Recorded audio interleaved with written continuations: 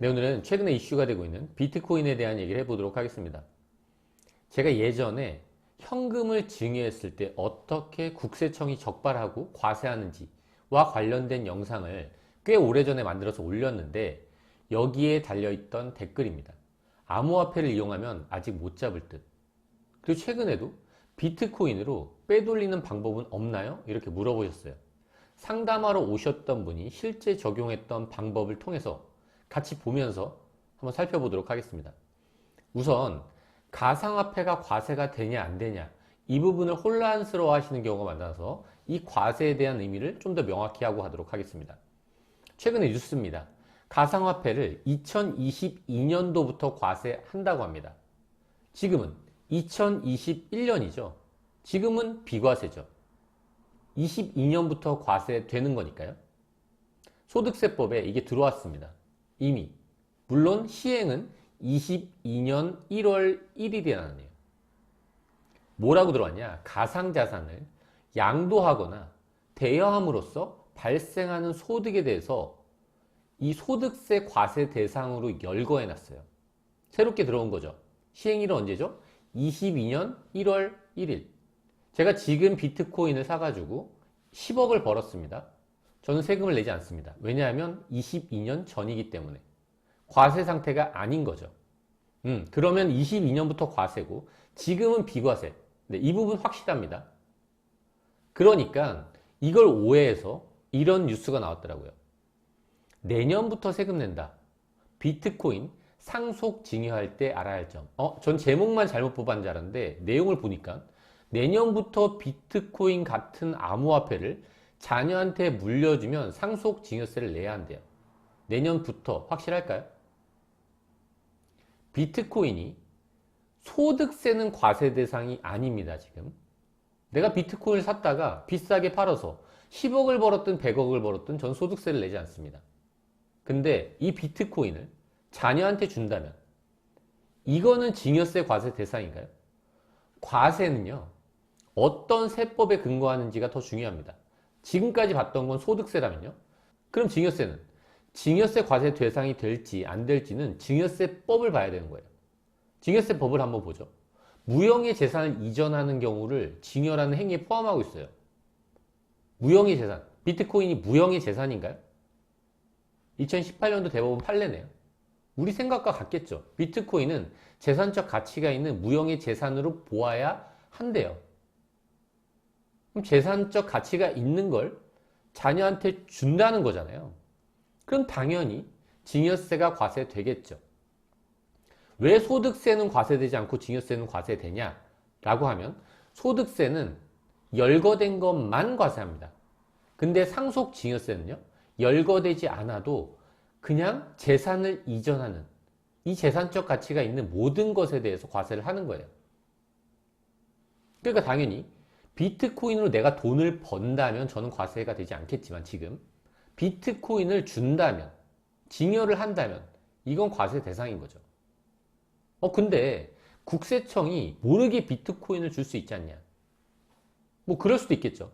어떤 분이 이렇게 댓글을 남겨주셨어요. 증여세를 안 내는 가장 쉬운 방법. 부모 명의로 빗썸이나 코인원 계정을 만들어서 입금을 하고 비트코인을 사서 자녀 명의의 계정 지갑으로 보내서 출금하면 끝이랍니다. 아주 간단하고 증여세를 한 푼도 안 낼 수 있는 방법이라고 소개가 됐네요. 실제로 동일한 질문을 다른 분도 물어보셨어요. 아버지가 가상화폐 거래소에서 그 가상화폐를 아들한테 이전시키면 이건 국세청이 모르지 않겠냐 라는 거겠죠. 여기서 말하는 빗썸과 코인원은 그 거래소예요. 가상화폐를 거래하는 그 거래소. 가장 큰 거래소들이죠. 밑에 댓글이 이렇게 달립니다. 지갑 몇 번 돌리면 추적 거의 불가능합니다.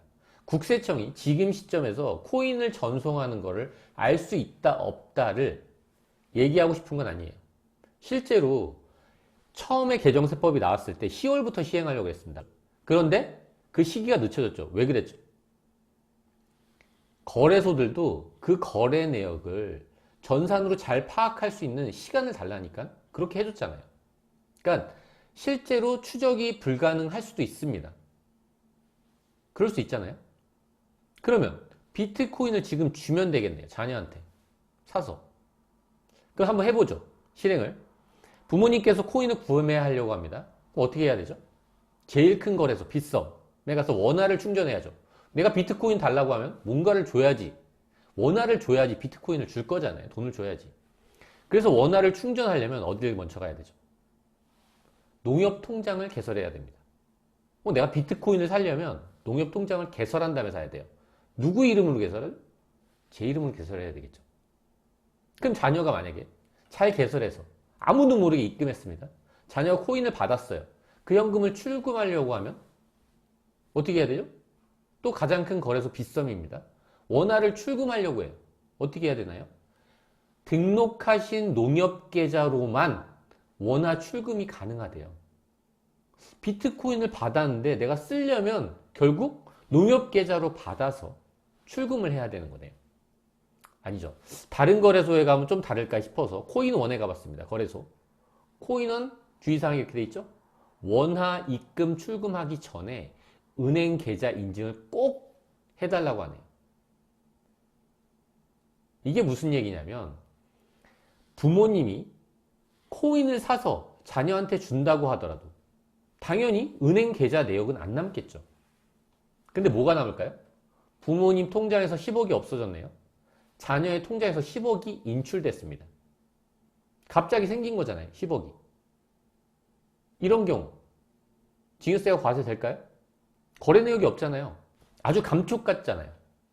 과세될까요? 과세되죠. 제가 다른 영상에서도 언급했지만 그 사람의 직업이나 연령이나 소득이나 재산 상태, 이 사람을 딱 보니까 이런 돈이 생길 리가 없어요.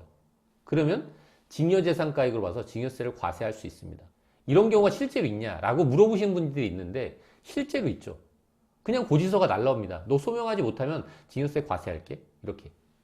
이렇게 과세되는 사례 상당히 많습니다. 그러면 방금 재산 취득자금 등이라고 하니까 그럼 아파트를 안 사면 괜찮은 거 아니냐 라고 생각하시는 분들이 있는데 그 밑에 조항에 이런 게 있어요. 아까 그 조항 밑에 사항입니다. 실명이 확인된 계좌에 보유하고 있는 재산, 제가 농협통장으로 비트코인을 출금했습니다. 여기에 재산만 있어도요. 1항 아까 그걸 적용해서 증여재산가액으로 봐서 증여세를 고지할 수 있는 거예요. 제가 이렇게 말씀드리니까 상담하러 오신 분이 그러더라고요. 그래도 빠져나갈 방법이 있대요. 비트코인으로 벌었다고 하면 된다는 거죠. 실제로 상담 오신 분도 이렇게 말씀하셨어요. 비트코인으로 벌었다고 하면 되는 거 아니냐. 입증을 해야 되잖아요. 그 고지서가 나온다니까요. 통장에 그렇게 찍혔죠. 이거에 대해서 소명하라고 나옵니다. 소명하지 못하면 증여세 바로 과세할게. 그럼 전 소명을 해야 되잖아요. 제가 이 돈이 어떻게 생겼는지를 입증을 해내야 됩니다. 그래야 증여세가 과세되지 않는 거예요.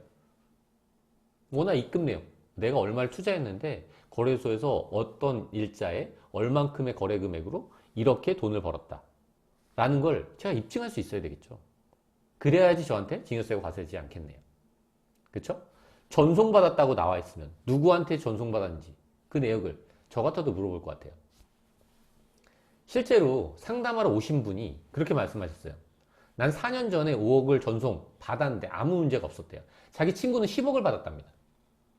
아무 문제 없죠. 훨씬 더 쉬운 방법도 있습니다. 지금까지 국세청 모르게 비트코인을 전송해서 자녀가 뽑는 방법에 대해서 봤는데 훨씬 더 쉬운 방법이 있죠. 5억을 이체해도 안 걸리는 훨씬 더 쉬운 방법. 뭘까요? 부모님이 그냥 은행 계좌에서 자녀의 은행 계좌로 5억을 이체하면 돼요. 걸리나요, 이런? 그러니까 이렇게 해도 된다는 의미가 아니에요.